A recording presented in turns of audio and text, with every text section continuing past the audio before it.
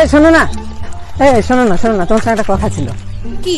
বলছি আমার না তোমাকে খুব ভালো লাগে, I love you.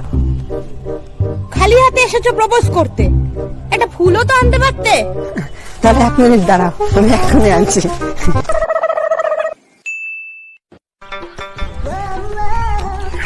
I love you.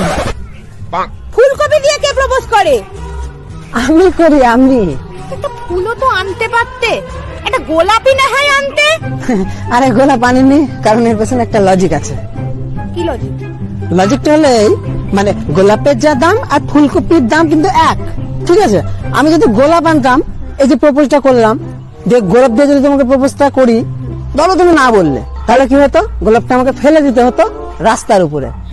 কিন্তু এটা ফুলকপি দিয়ে প্রপোজ করছি, তুমি যদি আমাকে রিজেক্ট করে দাও, তাহলে এই ফুলকপিটা আমি আমার বাড়ির মাকে দিয়ে দেবো।